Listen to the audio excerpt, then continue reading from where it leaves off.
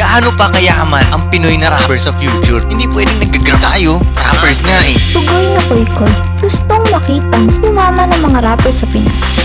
Flip-top MC na si Sinyo, pinahagingan si Akata sa latest release nitong Bon Appetit.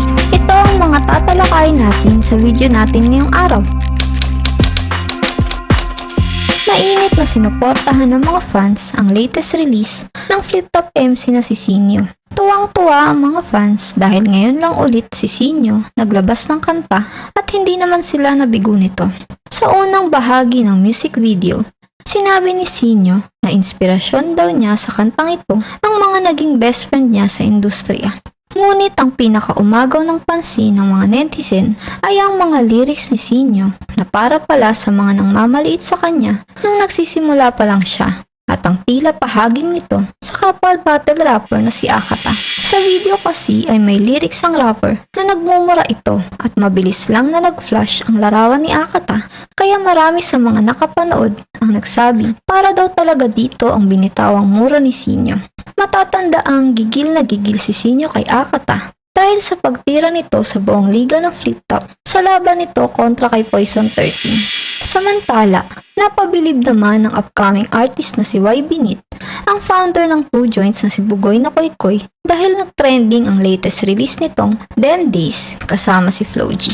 Nabalikan ni Koy ang panahong kasing edad nila ito ni Ives at nagsisimula pa lang sila. Ano raw kaya ang pakiramdam ng narating ni YB-NIT dahil noon daw ay nababaliw na sila kapag may 10,000 views na sila sa YouTube.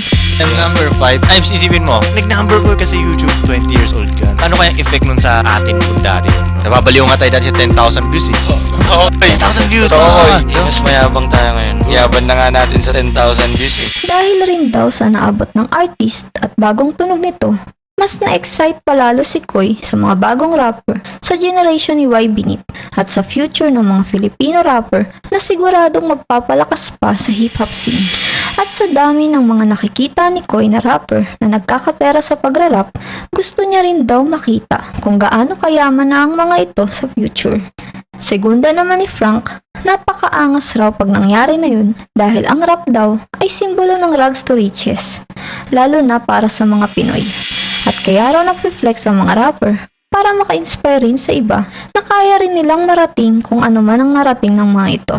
Ito rin daw ang part na magandang ikwento ayon kay Koy balang araw, na kahit hindi siya kasing galing nila Looney sumulat at kahit na ganun ang flow niya, naabot niya pa rin ang gusto niyang maabot ng dahil dito. Ito si YB, gusto ko tong flow na ito tuloy. Nung nakita ko yung mga generation mo, yung mga bago, kayo, nakita ko, nai-excite tuloy ako sa future pa ng mga Filipino rapper. Nai-excite ako parang ano pang ilalakas natin, ano pang igagaling natin. Nakakita na ako ng mga rappers na nagkakapera na talaga. Gaano pa kayaman ang Pinoy na rapper sa future? Parang yun ang gusto kong makita. Gusto kong mga naka-supercars talaga ang mga rappers eh. Hindi pwedeng nag-grab tayo. Rappers nga eh. Gusto ko paldo yung mga rappers ng Pilipinas. Ang angas talaga pag nangyari na yung rap, simbolo yan ng success story ng isang rags to riches moves. Kaya nga nag-flex ang rappers kasi gusto nila ipakita, ma-inspire yung dating mahihirap o yung mahihirap pa rin na kaya nyo. And then yung iniisip ko tol dati, nagsisimula ako mag-rap, ganito yung flow ko. Tanggap ko na hindi ko kaya magsulat. Paano magsulat sila Looney? Pag naabot ko naman yung dapat kong maabot, di ba? Mas masarap ikwento to, di ba?